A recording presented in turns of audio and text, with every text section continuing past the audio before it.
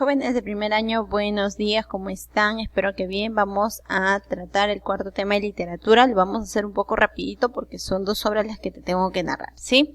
Vamos a hablar del teatro griego. Dentro de este tema vamos a hablar del primer autor, que es Esquilo. Vamos a hablar también de Sófocles y vamos a hablar un poquito nada más de Eurípides, ¿sí? Iniciamos entonces. Cuando hablamos de tragedia etimológicamente tiene 2 vertientes. La primera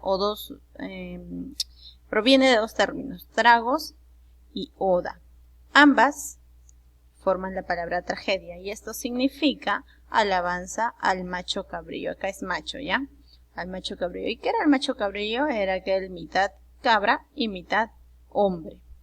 Estas alabanzas eran en memoria al dios Baco o al dios Dionisio, llamado también conocido como el dios del vino. Tiene origen en los bacanales o ditirambos, así eran llamadas estas fiestas, estas alabanzas al dios Dionisio en memoria de él, dios del vino o dios Baco también, que era conocido. Etimológicamente ya lo mencionamos, el precursor, es decir, iniciador de esto es Tepsis. Y Tepsis es quien incluye al segundo personaje. ¿Qué quiere decir segundo personaje? Que un grupo, un coro, por ejemplo en el salón, ¿no? Ustedes dicen hola y yo les digo ¿cómo están? Ustedes son el primer personaje y yo el segundo personaje. Es decir, hay una pregunta y una respuesta. A eso se le llama incluir un segundo personaje y es lo que hizo Tepsis. Él también creó la parte hipócrita del teatro, ya que como las mujeres en este tiempo estaban prohibidas en ser parte del teatro, entonces los machos cabríos lo que hacían era ponerse máscaras para hacer figura femenina y burlarse, y las mujeres que asistían a observar, porque ellas sí podían observar, más no podían ser parte de... no podían descubrir quién hacía burlas de ellas, ya que ellos se escondían detrás de esa máscara. Por eso de ahí surge la palabra hipócrita. ¿Listo? Vamos a hablar del padre, Esquilo, que es padre de la tragedia. Y el máximo representante es Sófocles, que superó al maestro, que en este caso sería Esquilo. Listo. Hablamos de Esquilo en su primera obra, La Orestiada. Tiene varias, pero esta es la más reconocida. Él utilizó la trilogía, ¿qué quiere decir? Que su obra la dividió en 3, ¿ya? Y agregó al segundo autor, como lo mencionamos, ya te expliqué cómo es agregar un segundo autor. En la primera parte de su libro habla de Agamenón. Agamenón, rey de Mecenas, lo que hace es sacrifica a Efigenia, su hija, para ganar una guerra. De eso trata en la primera parte. En la segunda parte de su libro de La Orestiada aparecen las caéforas. En las caéforas, donde está Clitemnestra. Clitemnestra es la esposa de Agamenón y madre de Efigenia. Entonces ella, como madre y como toda madre, decide vengar la muerte de su hija. ¿Cómo? Matando a Agamenón. En esta historia, Miss dijo en 3, y acá viene la tercera, que es Euménides.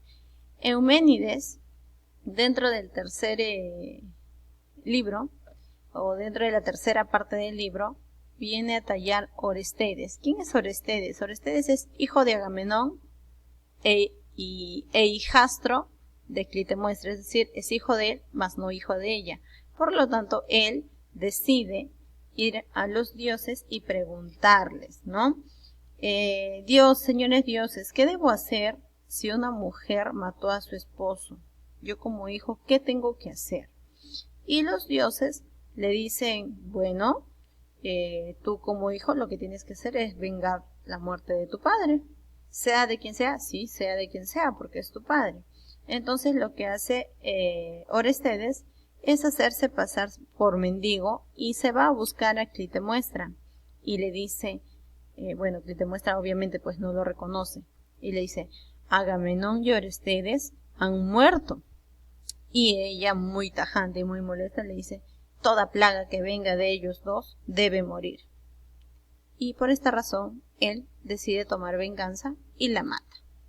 Al matarla y vengar la muerte de su padre, que es lo que él finalmente quería, ¿ya? Orestedes es sometido a un juicio llamado Juicio de las Furias. En este juicio lo declaran inocente. Miss, ¿pero por qué inocente si mató a una mujer? Es que sucede que en aquel tiempo había un principio, y el principio era que si alguien mataba a su padre o a su madre, sea quien sea, podía vengarlo. Entonces, bajo ese principio, él fue declarado inocente.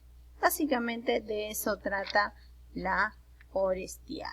Ahora vamos a hablar de Sófocles. Y cuando hablamos de Sófocles, vamos a hablar también de Edipo Rey, que es su obra cumbre. Dentro de todas las que tiene, es la obra cumbre.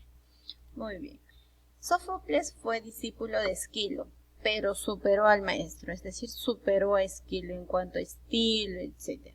Sus aportaciones fue que él introdujo al tercer actor y él modernizó el teatro. Menos canto, más diálogos, es decir, fue un teatro mucho más formal. Y imagínate, actualmente los teatros son basados en diálogos. Antes eran puros cantos. Por eso te decía hace un momento, te daba el ejemplo, ¿no? Cuando incluyeron al segundo personaje, unos cantaban y uno le respondía. Entonces había un grupo que era considerado un personaje y el que respondía al segundo personaje. Pero en este caso ya no, hay diálogos, entonces pueden ser 3 actores. Ya. Aquí vamos a hablar de Edipo Rey. Vamos a hablar de 2 reinos, Corinto y Tebas, básicamente, ¿sí? En Corinto hay dos reyes, que es Pólibo y Mérope. Y por su parte en Tebas está Layo y Yocasta. Vamos a ver qué pasa en esta obra. Layo y Yocasta Yocasta llega a salir embarazada de Layo, después de mucho tiempo llega a salir embarazada. Y como fue varón, Layo decide ir a preguntar al oráculo, que es quien... Bueno, el oráculo en realidad es el lugar.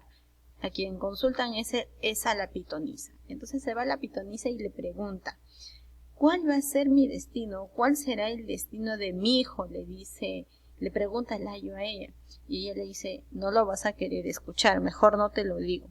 Pero él insiste y le dice, yo quiero saber. Pero ella le dice, no te va a gustar, mejor no te lo digo. Pero a la insistencia de Layo, ella le dice.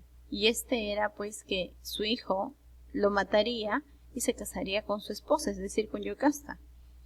Por lo tanto, Layo se preocupa mucho y decide engañar a su esposa y pedir a su hijo, a su esposa, con el afán de cuidarlo, y decide entregar a su hijo a un pastor para que se lo lleve al campo, o al bosque, y lo mate. ¿Por qué? Porque Layo no podía, porque era un bebé y también le daba pena matarlo. Entonces decide entregarlo a él. Al no poderlo matar, le entrega a un pastor. Este pastor también se pregunta, ¿no? Es un bebito, ¿cómo lo voy a matar? Y decide, como en prueba de la muerte, Layo le pide que traiga un trapo envuelto en sangre. Entonces lo que hace el pastor es le clava una aguja en el pie de Edipo, de que posteriormente le ponen el nombre de Edipo, y escurre la sangre ahí y lo amarra del pie y lo tiene colgado de un árbol. Al poco rato nada más pasa un agricultor y el agricultor lo encuentra y decide llevarse al bebé a los reyes de Corinto, que sería a Pólibo y a Mérope. Y si ellos tenían hijos, no, ellos eran una pareja estéril. Y imagínate, cuando llegó el bebé lo recibieron con muchísima alegría y dijeron que era un regalo de los dioses. Y como lo encuentran y le ven, por esa aguja que le pone el pastor, pues su piecito se dobla y le ponen el nombre Edipo. ¿Y qué significa Edipo? El de los pies chuecos. Bueno, te cuento lo que pasa con Edipo, porque es que ves esa imagen ahí. Edipo,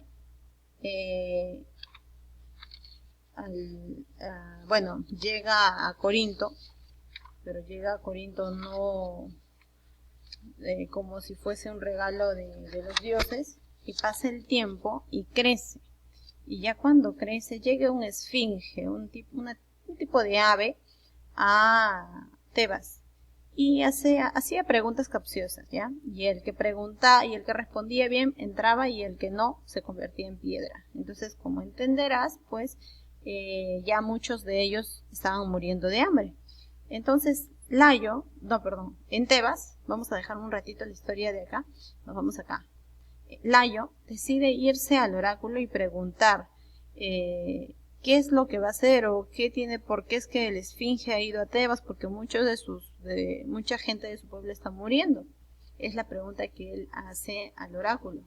Eso pasa en Tebas. Por su parte, en Corinto, que hay una fiesta y todos están borrachos, menos Edipo, él siempre está cauteloso en esa parte. Un borracho le dice: nosotros te queremos mucho, príncipe, y no nos importa que seas adoptado. Y esto despierta una sensación de duda en Edipo, y Edipo decide ir al oráculo y preguntar a la pitonisa y saber la verdad. Y ella le dijo: no te lo voy a decir porque no te va a gustar lo que vas a oír. Sin embargo, él insiste y ella le dice: pues tú matarás a tu padre y te casarás con tu madre. Y como él pensaba que ella se refería a Pólibo y Mérope, él decide ya no regresar a Corinto y decide irse, pues, ¿no? Y en el camino se encuentra, justamente recuerda que Layo había ido con un grupo de soldados a preguntar sobre la esfinge. Entonces se encuentran en el camino y al encontrarse, uno es príncipe, el otro rey, ninguno quería dar pase al otro. Entonces Layo manda a sus soldados para que lo ataquen, pero recuerda que Edipo fue criado como príncipe, entonces sabía mucho de las espadas y todo ello, sabía pelear. Entonces mató a todos los soldados de Layo, pero uno de ellos, que se asustó, se escapó. Finalmente mató a todos los que estaban ahí, enloqueció y mató a todos, incluido su padre. Por accidente, no lo sabía, pero lo mató. Finalmente, cuando ya mata a su padre, Edipo termina matando a todos y sigue su camino. Llega a Tebas y el esfinge le pregunta. Recuerda que el esfinge hace preguntas a aquel que quiere entrar. El que no quiere entrar se convierte en piedra y le pregunta: ¿cuál es el animal que de día camina de 4 patas, en la tarde de 2 y en la noche de 3?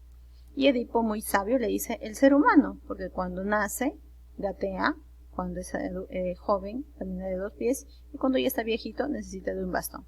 Muy bien, le dice el esfinge, y se sorprende, y una vez recibida la respuesta se va volando. El guardia que escapó, le dijo a todo el reino de Tebas que el rey había muerto. Entonces, como Edipo ingresa a Tebas y logra hacer que el esfinge vuele, se escape, todos le dicen o lo llaman como el salvador de Tebas, y por lo tanto le piden que se case con la reina, con Yocasta.